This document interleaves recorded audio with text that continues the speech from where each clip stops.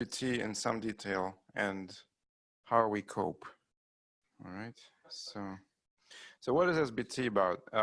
It's used to do everything about your build. It configures your build. It also gives you a REPL that inspects and builds and debugs your configuration if you need that. It can run your code. It can run your tests. And you can also run Scala REPLs. In other words, you can execute Scala statements while having all your code already compiled and imported. So you can debug, kind of ad hoc debug your code, running some commands or evaluating expressions in Scala, having your code loaded. And of course, you can publish your code as jars. So the first task here is to configure the build. So what does it mean to configure? I will be mostly talking about that in this talk. The configuration specifies a lot of things. So for instance, where are the source files? Where are the main code, the test code? What are the different parts of your project? Where are the source files for those? Do you have any generated source files? Where are those? Where is going to be the target for the generated source files? And so on and so on. What are the compiler versions, compiler options? What are the JVM options for your tests or for your run command? Also, what are your dependencies on libraries? What are the versions of the libraries you want? Where to download those libraries? And which libraries you need for testing, which libraries you need for actual code. All of that is in your configuration. Build steps that generate new source files. For instance, if you use protobuf, then you need to generate new Scala or Java files. So commands for this are there as well. Options for building your jars and options for which artifactory to use to publish your jars. It's all needs to be configured. The main design decision for SBT was to make all configuration Scala code. Because all configuration is Scala code, you have a great deal of flexibility. So here is a typical setup that we use for our projects. This is the Scala code that configures your project. The build SBT in the root directory and the project subdirectory with these two files. And you can also add other .sbt or .scala files into the root directory or into this project subdirectory. So the project subdirectory is devoted to configuring your build only. It is not, it is build time only. So the advantages of having Scala as a configuration language, as opposed to say XML or ad hoc format, is that you can do anything and you can do it in the language that you use for your code. So for instance, you can use a custom testing framework that will configure your test for coverage instrumentation and calculate the coverage on your code after tests. You can, if you want, you can write code that will make an Excel spreadsheet with test results and upload it to Confluence if you want. You can launch missiles too. Because you basically have Scala code, you can use arbitrary libraries to do all of this. So you could load a library while you're building your project or running your tests. It has nothing to do with your main code. It's just for building it. So you can do anything there. You can load any libraries you want. You know, libraries for launching missiles, for making Excel files, for whatever, custom frameworks for testing. We use a bunch of that. For example, we use Scala style to check syntax. We use coverage, Scala coverage, and so on. Another advantage is that you can refactor your build, because your build is code, you can refactor it and avoid repetitive settings. You can reduce mistakes in this way. So you can put your repetitive settings into a library of your own, which is what is called the SBT plugin. It's basically a library that is loaded while you're configuring your build. And that library can contain common settings, commands, and whatever you want, functionality you want. So we have Simon plugins, which has a bunch of functionality that we decide that every project might possibly use, such as how to assemble your jars, how to check coverage, and so on.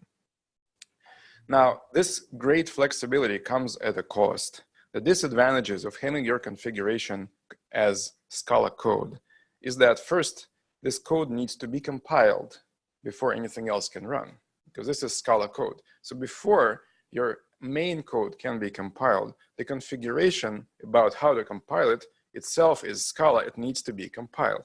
Who configures that configuration? So who configures the configuration?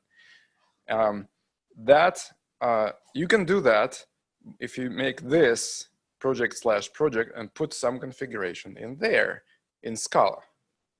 So that will be compiled first using default settings, which is Scala 210 right now. And so, well, but you can have /project/project/project to configure that.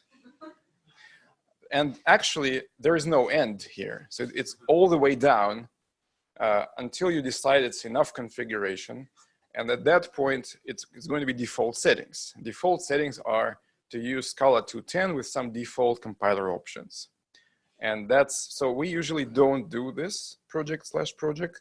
And we did not find necessary to do this. But if you find this directory, you should probably just delete it, because that's probably not necessary for you to have, or it will be generated for you automatically, but you don't use that.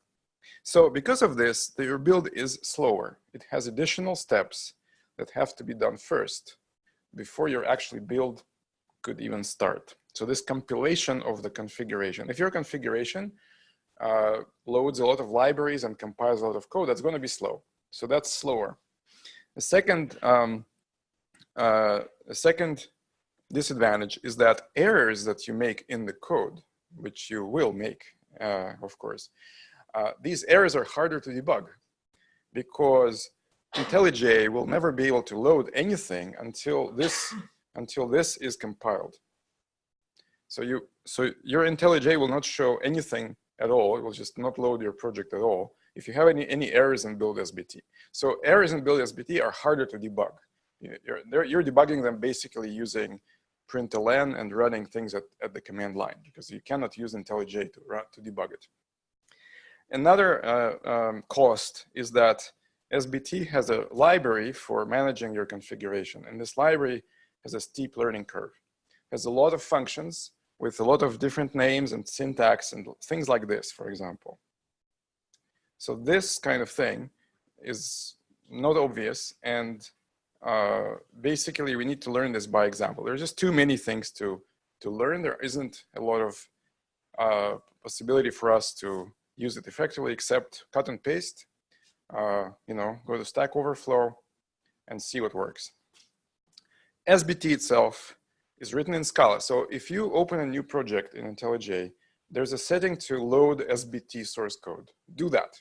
It's always a good idea to load more source code into your IntelliJ, because then you can just click through into your build SBT and see why things don't work, or what are the versions of things you're using, and so on. So that's how we cope with the cost of this flexibility. So SBT has the concept of settings and tasks. So settings are the values that we assign for configuration, and tasks are commands that we run.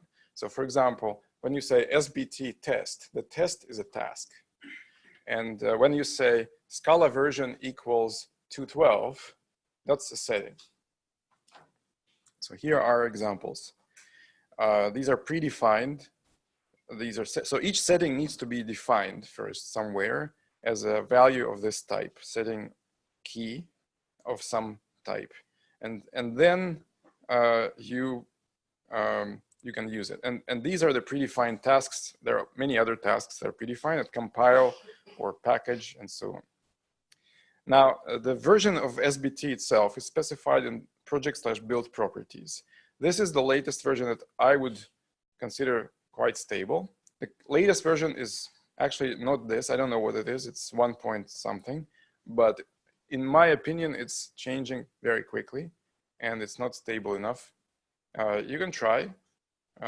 You might have things problematic. We don't support this version yet in our assignment plugins.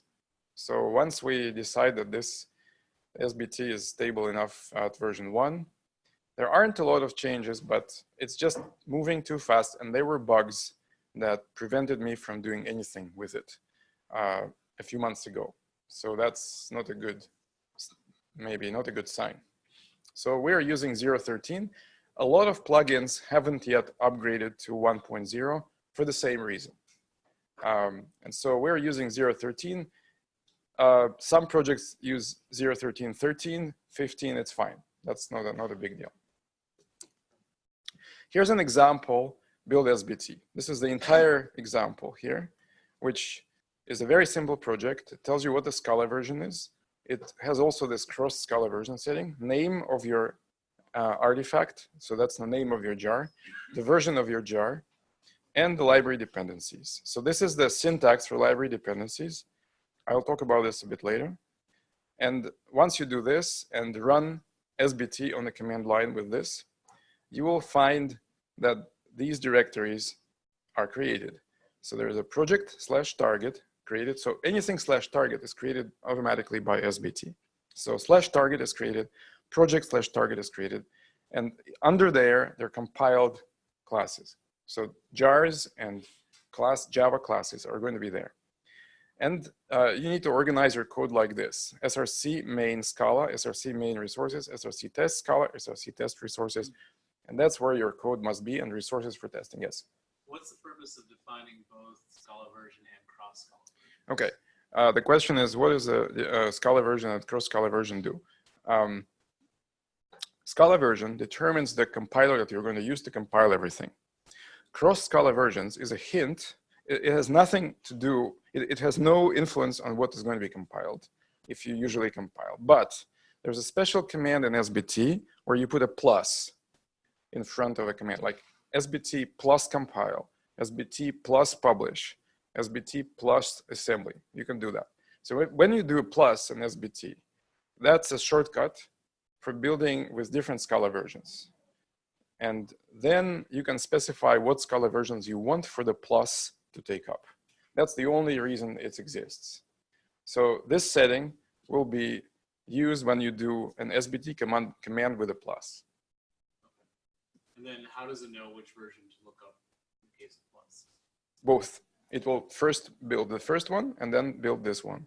It will build all of them at one after another. So in some of our projects, we do a plus publish, especially libraries. We do a plus publish. So plus publish will publish this, compile, of course, it will compile this, load all the dependencies, compile, publish this, load all the dependencies, compile, publish this in one command. So in order to make that possible, you need to have this setting. Otherwise, the setting has no effect. You don't actually need it. If you want cross-publishing, you just say yourself what version you want, and you just do it. It's a shortcut. Another important thing, oh yeah, so target directories are created automatically. If you do SBT clean, it will delete all those target directories, and that might be necessary rarely, but just to make sure. Another important concept in SBT builds is subprojects.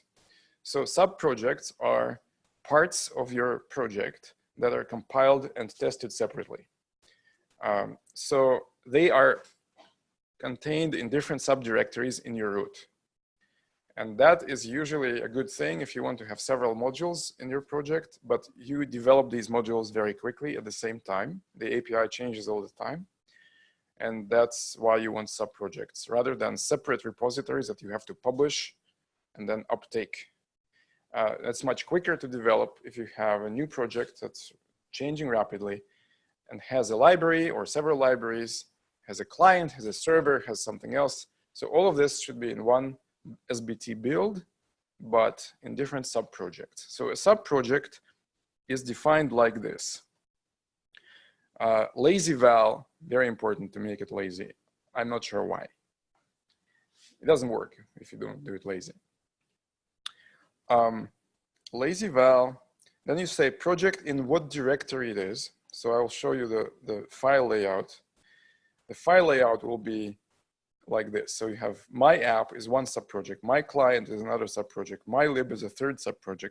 Each of them has SRC and target and so on. So then you just organize your code into subdirectories like this. It's the subdirectory name is specified like this. So these are the names of subdirectories where your code is. This name is just for SBT. This has nothing else. It depends on this name.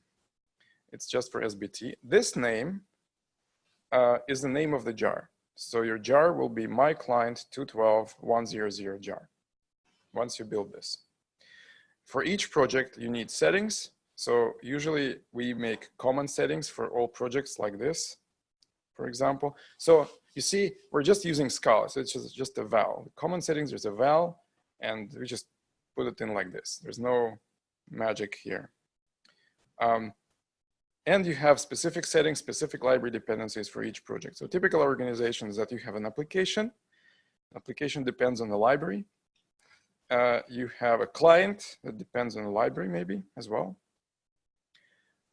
Each of them have different dependencies and they're built and tested separately.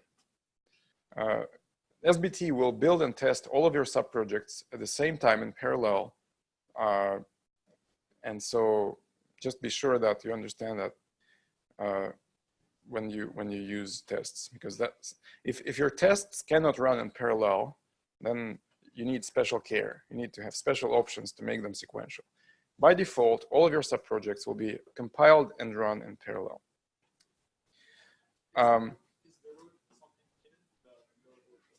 Is what? Okay, the root project. So the root project is something that we use as an aggregate.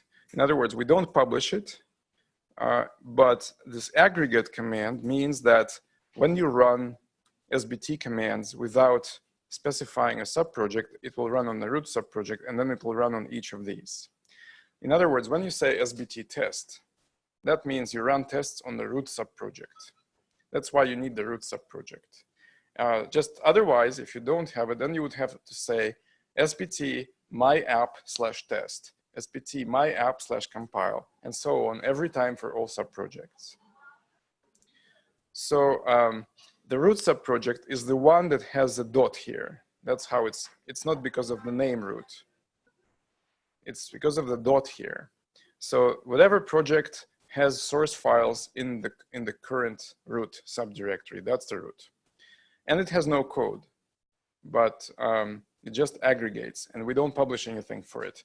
But still, it will create a /target and have some stuff in it, probably.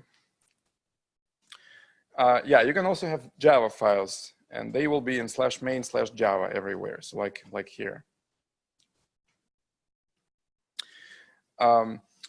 The project/plugins SBT is basically, it's like build SBT for build SBT. So it gives you what plugins you need, libraries you need for source code generation, and artifactory resolvers that you need to resolve these plugins and libraries. So it's like a little build SBT for your main build SBT. So it also needs to have all resolvers, credentials, libraries, plugins that you need to compile build SBT itself. So the usual build SBT, I'll see if, oh, actually that won't work. Sorry, I did not share desktop properly. I can only show this window. Fine. Take a look at any plugins SBT in our projects. You will see pretty much the same code because pretty much we need all the same options to compile our builds SBT. Cut and paste it. So what are the basic tasks? So the one task is very easy to do, which does nothing except to verify and download your dependencies, is update. Compile will compile the main code. Test compile will compile both the main code and the test code in all your subprojects. So this is a useful command before you push your PR, just to see that it compiles. Of course, you can run all the tests too. That could be time consuming. Then there's publish local, which will do the same as publish signed, except it will only publish to your local cache into here. And that's sometimes useful. Then there's assembly and clean. So those are for packaging the application jar. I will talk about this a bit later. And clean is to delete everything that you generated and try to start fresh. Clean might be necessary sometimes after a Git checkout, because that could confuse things, especially after merge or conflict resolution. It could think that it already compiled some file, it won't recompile it, but the file has changed to an older version of itself, and then you need to recompile it. Let's say. The basic settings are these, and you probably already saw them in your SBT files, but let me just go over. So library dependencies, dependency overrides, all that is about dependencies, jar artifact names. Version can be different in each project. So this is a syntax that you can use to get a version from a particular project. And notice here this dot value. So there is this SBT library that defines these values and tasks, and these special operators, which you use to assign values and tasks. And so to the right-hand side of any of these operators, you need a dot value or dot task value. Otherwise, it just won't compile. So here's an example. This is taken from the search build SBT, which had a problem on Monday. And Megan and I were trying to debug this, and we found that this needs to be written, basically, instead of what was there. So this is telling SBT what are the extra files generated by the Ruby bundle install. And you see on the right-hand side of this operator, so we have a task, and then this task needs a dot value everywhere in order to correctly work. And after this whole thing, you do a task value. So that is a little arcane, and I don't expect you to need this in most of their projects. But if you do, then make sure you cut and paste correctly, because it just won't work with the weirdest of errors. Another example is something you would probably use more often, is if you want to set different dependencies for Scala 2.10 and for Scala not 2.10. And that you do just like this. And this is, again, just like Scala code. You say if Scala binary version dot value is 2.10, so without dot value, it won't work. Then one set of dependencies, otherwise another set of dependencies. Just plain Scala code and just works. And very important is that these settings are evaluated when the tasks are run. So this could be different anytime that you run something. Because, for example, if you do a plus compiler, plus publish, the Scala version is overridden. And so this Scala version could be different every time you run something. So that's why it's important to not to hard code that it's always 2.10, but to provide these flexible definitions of your dependencies. And so this operator is like assignment, so you can reassign it. And that's really not good design, but that's how it is. So you could reassign this in one set of settings and another set of settings, and the result would depend on the order in which you load those settings. And we use this sometimes, but it's, anyway. So let me stop here because there's just far too much to discuss about how to write build SBT. And we learned by cut and paste and Stack Overflow and trying to see what works. Just too much material. There's a book about SBT, you can read it, I have. And I still don't know, in many cases, why things don't work. Let me now talk about jars. It's a very important topic because jars cause pain when there are some problems.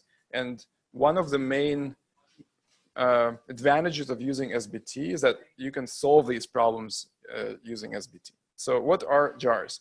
Jars are basically zip files which have inside them code or resources. There are 5 kinds of jar files. First is application jar. Application jar has the main method in some class, so it can be run. It's like an application. And also it has all the dependencies inside and all the resources inside. And so it's actually a completely packaged application that you can run from a command line. The second type of jar is a library jar. It's just code. It has no main method. It cannot be run. So it's library that has no dependencies of its own in that jar. And so that's not possible to run. You have to include this into an application jar before you can run that application jar. The third kind of jar files are library jars that have some dependencies included. And that's a really bad idea because you don't see what dependencies are included and you cannot resolve trouble when you have it. But we have those. Example is Mockito all 195. It has a bunch of other stuff inside, which you don't know what it is and what version it is. And if you have a conflict, you have no idea that it comes from here because the build system doesn't tell you. The fourth kind of jar files are source jar files that only have Java or Scala files. And the fifth kind is documentation jar files, which has HTML. So those are loaded usually for libraries automatically so that you can browse your source when you click through on your library functions in IntelliJ. And documentation also is loaded for IntelliJ. So a typical library jar is what we would publish, which has 3 kinds of files. It has a class file, which is compiled to Java code. It has resource files, which are like config files or data files and so on. And it has build time information, licenses and other junk, which is not used at runtime. It's just there for various reasons. Example is a manifest. A manifest for a jar, if you unzip it and look at what manifest has, it tells you when it was built, what's the commit hash that it was built, version, what is the URL for the Git repository, and so on, such things. Just unzip it and look at what's inside. So here's an example of what's inside. Meta-inf is a directory with, so it has some directories and files in them, because a zip file, as you know, is a virtual file system. Manifest is this meta information. There's some properties. Most of this is mostly junk. But then there are some real code, so class files in some directories.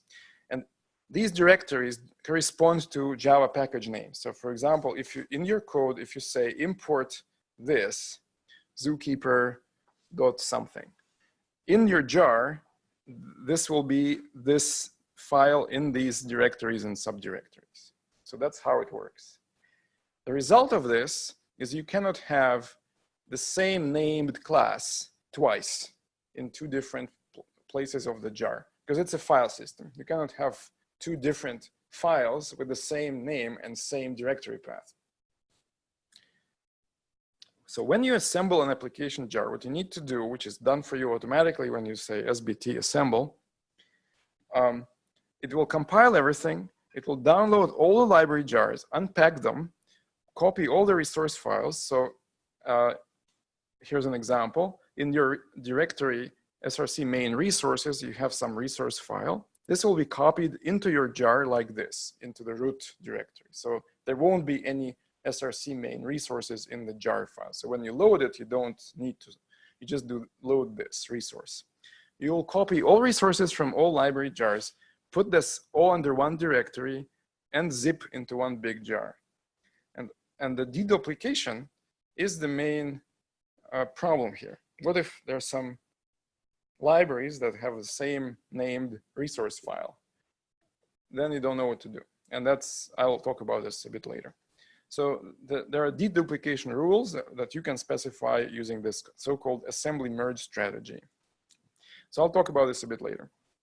But this is why this is happening. Basically, this whole design is based on virtual file system for class files, and that's why you have deduplication errors. So what are dependencies? So there are two kinds of dependencies.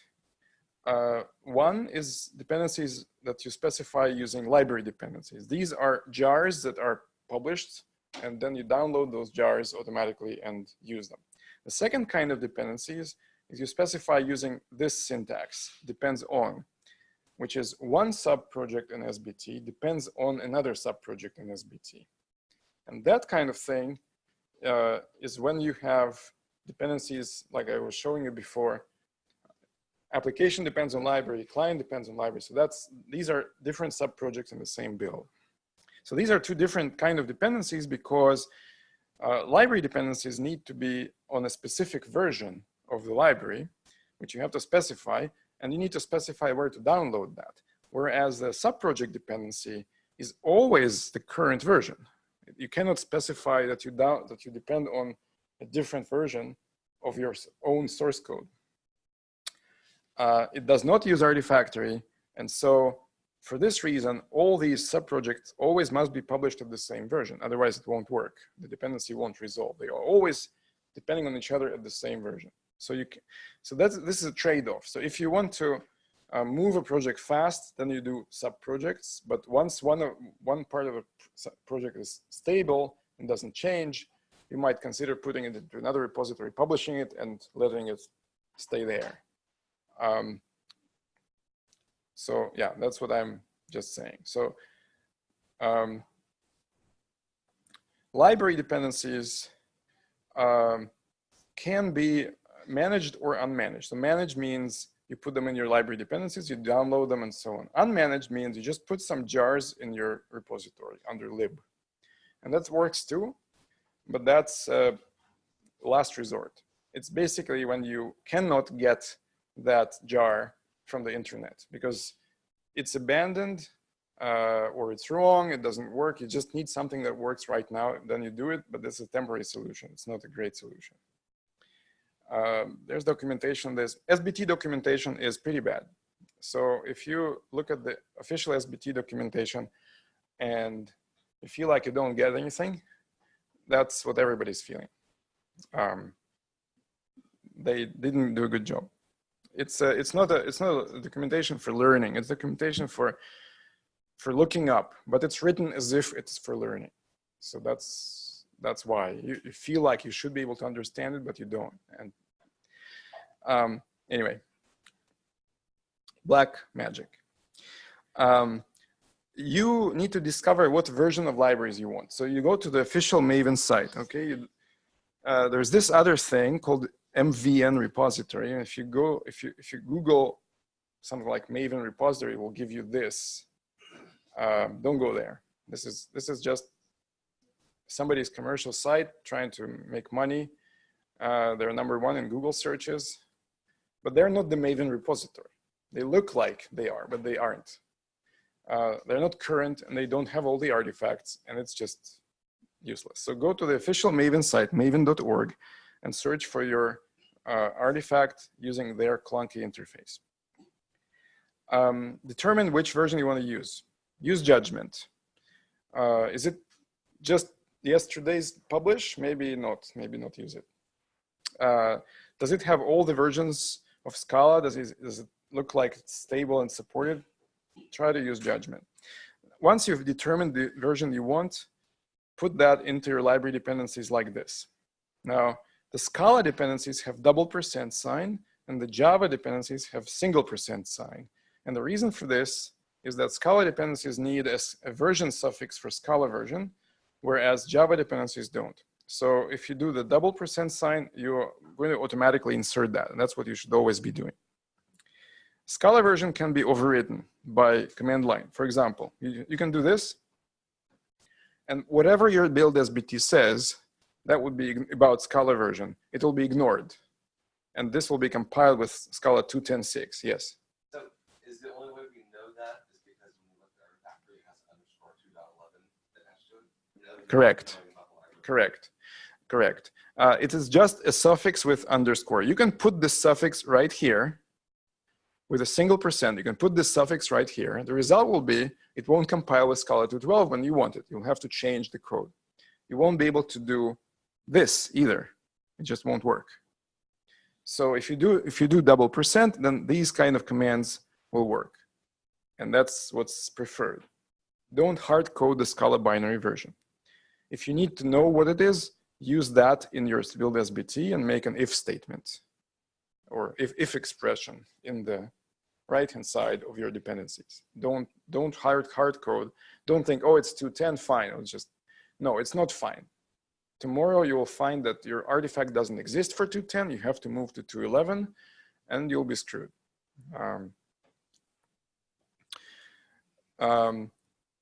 There's a difference between main code and test code. So test code and its dependencies need to be with %test. So here's an example. If you don't do %test, then your test library will be bundled in your application and in all your dependencies. That's not what you need. So, and there might be even conflicts with test libraries. So don't do this. Do a test. It's called a classifier. So whatever you write after the % at the last state, at the last place here, this is a classifier. And there are many classifiers, and the most important ones are the test. And also there are these classifiers. So you need to think about this. So it might be that your tests depend on some library. Or it might be that your tests depend on the tests of some other library. Although that is not a very frequent thing that we use. All of that can be expressed using a classifier. So for instance, your classifier's test is the same as test compile, which means the test of my code depends on compiling the main code of somebody else. But if you do, for example, test like this, that means the test of my code depends on the test of that library. So that library should publish its tests, which is not often the case, but we actually do sometimes publish our tests because you can have test utilities and you want to publish them and reuse them in different tests. Although there will be not so there are 4 possibilities. Our main code depends on the library's main code, no classifier needed. Our test code depends on the library's main code. Then you do a /test, %test classifier. Our test code depends on the library's test code, which I would frown upon, but sometimes maybe it's necessary. Then you do this. The 4th possibility is really not good if your main code depends on somebody's test code. Because the reason, well, you can do that too. You just write it like this. The reason it's not good is that test code changes very quickly and is brittle, is not quality controlled, is a throwaway code, essentially. It's not a good idea to depend on it. In your main code especially.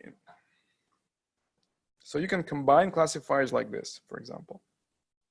So my recommended practice would be do not depend on any test code of anybody else, except it's in the same project and you really don't, just want to do it quickly. If you want shared test utilities, make a project that has just the shared test utilities, test them, make it a library. And the main code of that library is test utilities. And then depend on that main code for your tests. So then you would be in the first 2 situations here. Either your main depends on main or your test depends on somebody's main. That's what you should be doing. Finally, let me talk about jar hell. So I spend so much time on the structure of jars because we need to know that in order to diagnose and get ourselves out of jar hell. You don't want to be in jar hell. You are in jar hell if your code compiles but does not run, or your test compiles but do not run, or your application cannot be assembled. Your code compiled and your tests run, but you cannot run your application because your jar cannot be assembled. And that's a very bad situation because you cannot really know why this happened until you dig really deeply into what these jars are doing. So there are three situations. Most frequent cause of this is that you have dependencies that declare incompatible versions of the same library. And then one of these versions will be used, others will be evicted, as they call it. But they don't know that. And you don't know what's in these libraries anyway. How can you know? You use dozens of libraries. How can you know what's in them? And especially if they are transitive dependencies. You just want to write files to HDFS, but HDFS depends on Hadoop core, Hadoop client, Hadoop this, Hadoop that. And if you look at the dependency tree, it has 50 artifacts, and you have no idea what they're doing. Mostly, probably you don't need them, but they end up in your dependencies and they will cause you trouble. And they have in our experience. Especially Apache libraries. They cause a lot of, there many libraries in Apache have caused us trouble with Jarhill. So the way to fix that is to figure out which libraries are doing this and exclude them from your dependencies. So what is the library that you actually don't need, but it's causing you incompatibility? Exclude it. So there's a syntax for excluding, and we use it a lot in our build SBT.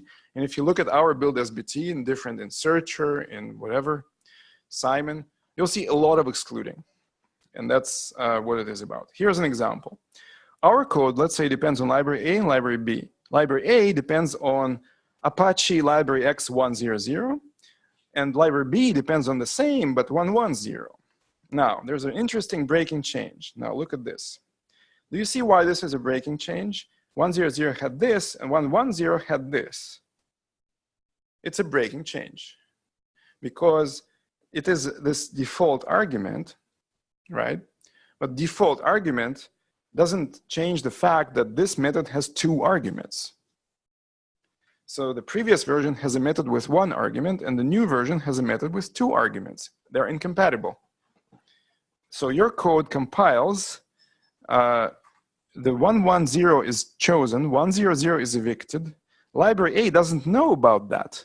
It wants to call my method with a single argument that doesn't exist in this library. And then you have, method does not exist, or class cannot be loaded, or something like this. There's a plugin called SBT Dependency Graph, which is standard and enabled in all our builds. And then you can use you can use a command in this plugin like this. So this command at SBT, so it's a SBT, and then this inside SBT, and then you can see what are the dependencies that make you depend on this artifact. Because certainly you didn't want to depend on it yourself. So you want to know which chain of transitive dependencies brought you a particular version of a particular library. And you can see it very concisely. If this doesn't work because you don't know what that version is, then the second most useful thing to do is this. This will output a very verbose listing of your dependencies, but you can go through it and search and grab through it and find what you want. The last thing you can do is to do this. This will actually open a browser with a graphical representation of your dependencies. But that could be even harder to navigate. So how do you get out of Jarhill? Here are examples. Well, first you find out which library. Then you use exclude, or exclude all, or exclude dependencies. And you need to figure out what library that is. So how do you, well, you have to do what I just said. You go through dependencies to find out what classes are the problem and which library they come from and what brought you that library to begin with. So here's an example. This library, SLF4j over log4j, it contains some of the same classes as log4j. So if you depend on both of them, you will have a conflict and there is no way out. These libraries just implement the same classes. And that's how they are written. So you need to decide at what point you want to exclude one of these, like this one maybe, or this one, from one of your dependencies. Mockito all contains, now this is another example I gave before of a rogue jar that contains dependencies that it doesn't tell you about. And so that was actually hard. If you depend on a jar that looks very big or something like workday dash all dependencies dash something, that's a very bad sign. You have no idea what's in there. You have no idea what versions of anything in there. You would have to unzip this jar and look at class files. You can do it, but it's, you know, it's a lot of fun. Another example of problem is, here's a library. All these examples are taken from our assignment development practice. It's not, you know, none of this is artificial. This library of version 4 continues as this library version 5 with exactly the same package names and class names, which means that you get transitive dependencies on both of them and you're totally screwed. And unless you know this and you exclude one of them. There's another plugin called Duplicates Finder, which tells you what Java classes are duplicated in your project but have different contents. Very useful thing. Before you try assembling, it will give you a list of things that are troublesome. Last resort. Okay, here's this shell command. What is going on my screen share? G. Okay. Why is it moving around? All right. Okay, so here's my shell. I go over all my jars in the Ivy cache. I unzip them. And then I grep for the class I want. And then I print the name of the jar that contains that class. Okay, and I have done this because there was no other way to figure out which library gives me trouble. And then you see which libraries you have that gives you trouble, and then you can go from there, exclude them. Also, keep in mind that IntelliJ can decompile your class files or jars. So if you don't know what code is in a jar, drop it into an IntelliJ project and just open it. It will just decompile on the fly. Very, very useful. I've done this with OMS jar code to decompile. Last resort, obviously. Very, very time consuming.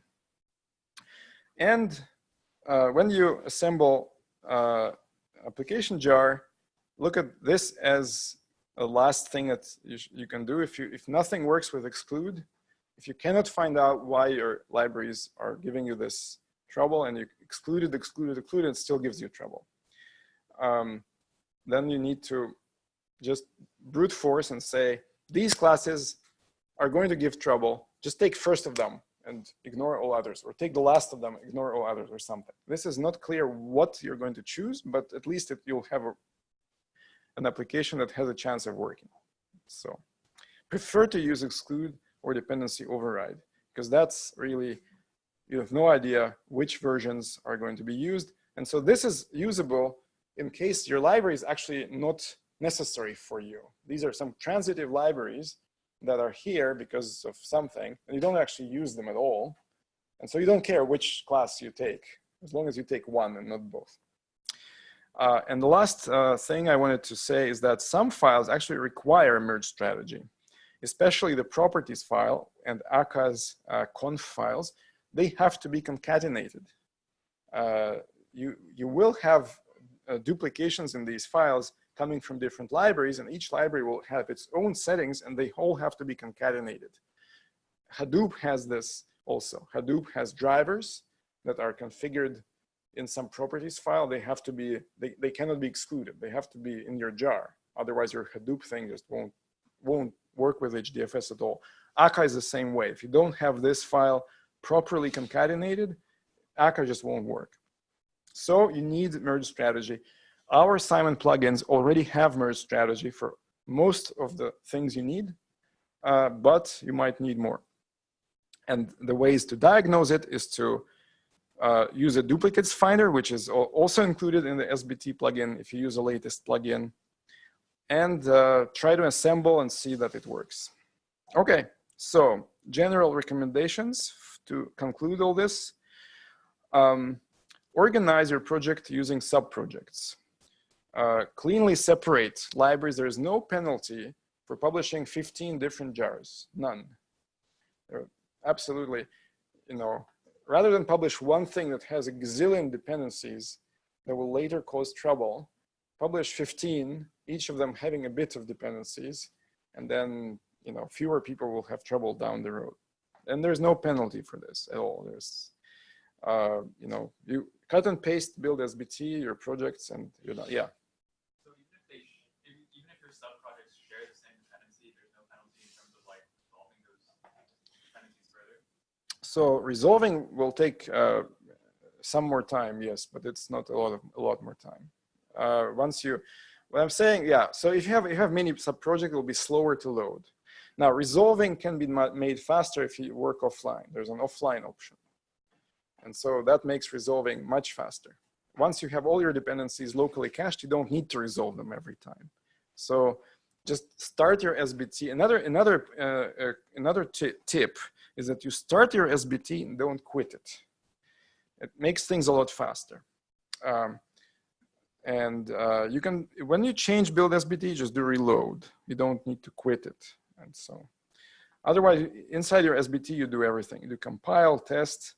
You can go to a particular project, go back to the root project, and so on. You can do that, and that makes it faster. Use the SBT plugins. There are a few plugins that I'm still considering to add this. This is some kind of code quality assistance that is like Scala style, but has some more options. I'm not sure we want it, but anyway, use those plugins, which are automatic for you if you depend on Simon plugins, and organize your build SBT carefully, and try to split your projects into logical parts. You can use aggregator projects. When you build your project, you can have several SBT commands. There's absolutely no problem doing that. And so SBT is very flexible, gives you a lot of value, especially in getting out of jar hell. It's very flexible about which versions you want to use, exclude, override, and so on. But takes some time to learn. So that's all I have. Thank you. Questions? Have you ever run into cases where configurations were conflicting? Configurations are conflicting. In what way? So there's a conf file from one library and then a conf file from another, and they have keys that are. So I don't have experience of that kind. That different libraries have. So there are certain libraries that specifically tell you to concatenate their configs. One of them is Spring framework. It has some build properties or some other properties. I forgot what properties that you concatenate. Akka is the other one where they tell you to concatenate.